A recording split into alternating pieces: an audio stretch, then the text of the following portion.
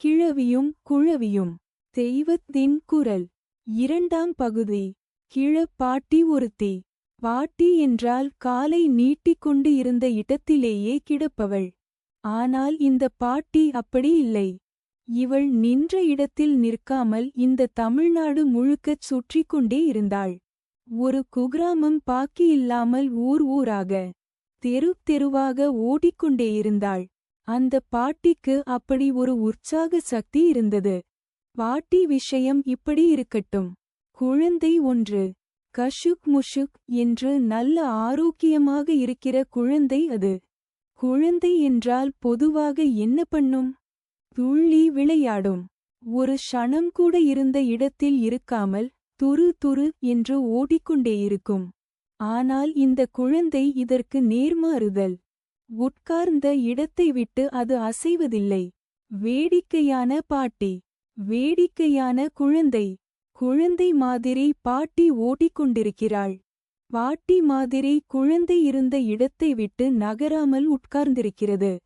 ஆனால் அந்த பாட்டி தள்ளாத வயசிலும் அத்தனை உற்சாகத்தோடு ஓடி ஆடிக்கொண்டிருந்ததற்கு இந்தக் குழந்தைதான் காரணம். இந்த குழந்தை கொடுத்த சக்தியினால்தான் அவள் அவ்வளவு காரியம் செய்தாள். இந்த பிள்ளை யார்? பிள்ளை என்றாலே அவர்தான். மரியாதையாக பிள்ளையார் என்கிறோமே, அவர்தான் அந்தக் குழந்தை. யாராவது ஒருத்தர் இடத்தை விட்டு நகராமல் இருந்தால் கல்லு பிள்ளையார் மாதிரி என்று சொல்வது வழக்கம். சகல உலகங்களுக்கும் தாய் தந்தையான பார்வதி பரமேஸ்வரர்களின் மூத்த பிள்ளை அவர். அதனால்தான் தமிழ்நாட்டில் அவரை பிள்ளையார் என்று சொல்கிறோம். மற்ற இடங்களில் இவரை கணேஷ், கணேசர், கணபதி என்பார்கள். சிவபெருமானின் படைகளுக்கு, பூதகணங்களுக்கெல்லாம் பிள்ளையார்தான் தலைவர், ஈசர், பதி. அதனால் கணேசர், கணபதி என்று பெயர். இவருக்கு மேலே தலைவர் யாரும் கிடையாது. எல்லாவற்றுக்கும் முந்தியவராக, முதல்வராக, மேலாக இருப்பவர் அவர்.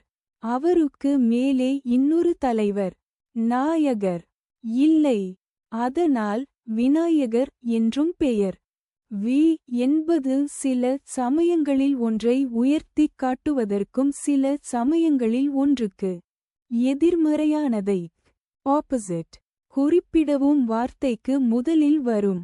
இங்கே நாயகன் இல்லாதவர் என்று எதிர்மறையாக வருகிறது. தமக்குமேல் ஒரு நாயகன் இல்லாதவர் என்று அர்த்தம். அவர் செய்யாத அனுக்கிரகம் இல்லை. குறிப்பாக நமக்கு வருகிற விக்கினங்களை எல்லாம் அழிக்கிறவர் அவர்தான். ஆகையால் விக்னேஸ்வரர் என்றும் அவரை சொல்கிறோம். எந்த காரியத்துக்கும் தடை வராமல் இருப்பதற்காகவே முதலில் இவரை பிரார்த்திக்கிறோம். முதல் பூஜை இவருக்குத்தான். கஜமுகன், கஜராஜன் இப்படியெல்லாம் அவருக்கு பெயர் இருக்கிறது.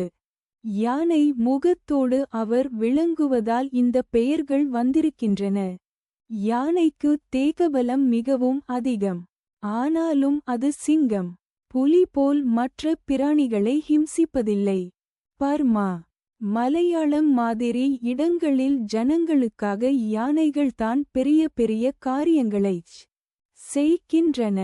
பிள்ளையாரும் இப்படித்தான் ரொம்ப சக்தி வாய்ந்தவர். ஆனாலும் அதை காட்டிக் கெடுதல் செய்யாமல் நமக்கெல்லாம் நன்மையை செய்து கொண்டிருப்பார். யானைக்கு புத்தி கூர்மை, ஞாபக சக்தி எல்லாம் மிக அதிகம். பிள்ளையார் அறிவே வடிவானவர்.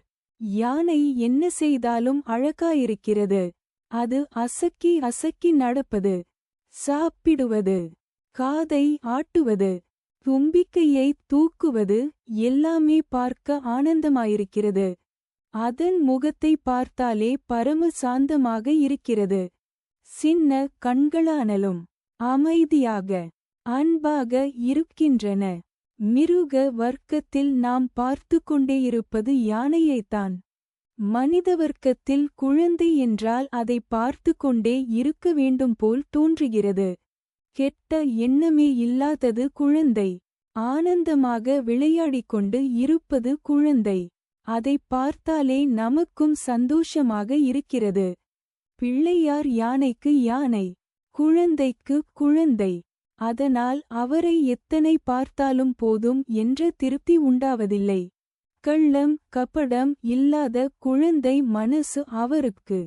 குழந்தை போல் நல்ல உள்ளம், யானை மாதிரி தேக பலம், புத்தி கூர்மை, எல்லாவற்றுக்கும் மேலாக தெவிட்டாத அழகு, ஆனந்தம் பொங்கிக் கொண்டிருக்கிற ரூபம். சேராததெல்லாம் அவரிடம் ஸ்வபாவமாகச் சேருகிறது. கழுத்துக்கு கீழே குழந்தை, மனிதவர்க்கம், மேலே முகம் யானை, மிருகவர்க்கம். ஆனால் அவர் வாஸ்தவத்தில் தேவவர்க்கம். தேவர்களுக்குள் முதல் பூஜை பெறும் தெய்வமாக இருக்கிறார். குழந்தையாக இருந்து கொண்டே மகா பெரிய தத்துவங்களுக்கு ரூபகமாக பர்சோனிஃபிகேஷன் இருக்கிற பிள்ளையாரிடம் பல தினுசான மாறுபாடுகள், கான்ட்ராஸ்ட்ஸ். இதிலே ஓர் அழகு. வித்தியாசமானதெல்லாம் அவரிடம் சேர்ந்திருப்பதாலேயே அவரிடம் எல்லாம் ஐக்கியம் என்றாகிறது. உதாரணமாக, ஒரு கையில் ஒடிந்த தந்தம் என்றால் இன்னொரு கையிலே கொழுக்கட்டை வைத்திருக்கிறார்.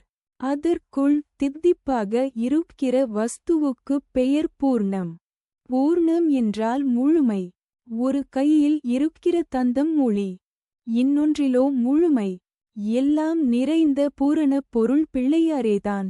இதை அறிந்து கொள்வதுதான் பேரானந்தம். ஆனந்தத்திற்கு இன்னொரு பேர் மோதம், மோதகம். கொழுக்கட்டைக்கும் மோதகம் என்றே பெயர். இன்னொரு மாறுபாடு, பிள்ளையார் குழந்தை, அதனால் பிரம்மச்சாரி.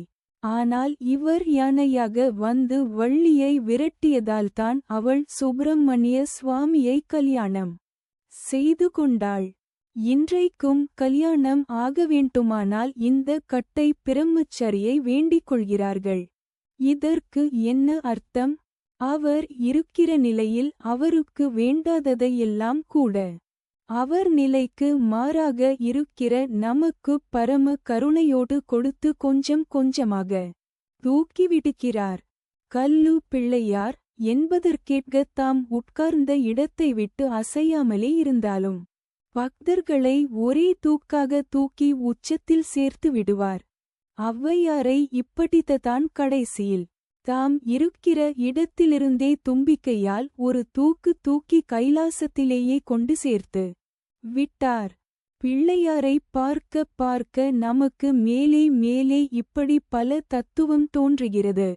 இதுவும் நம் அறிவின் அளவுக்கு எவ்வளவு எட்டுகிறதோ அவ்வளவுதான். வாஸ்தவத்தில் நமக்குத் தெரிவதற்கும் அதிகமாக அவரிடம் பெருமைகள் அளவிட முடியாமல் இருக்கின்றன. குழந்தையும் தெய்வமும் கொண்டாடும் இடத்திலே என்பார்கள். தெய்வமே குழந்தையாக வந்துவிட்டது பிள்ளையாரில். அதனால் குழந்தை சுவாமியாக கொண்டாடுகின்ற தமிழ்நாட்டில் ஒரு மூலை முடுக்கு பாக்கி இல்லாமல் எங்கு பார்த்தாலும் உட்கார்ந்து கொண்டு அனுக்கிரகம் பண்ணிக் கொண்டிருக்கிறார்.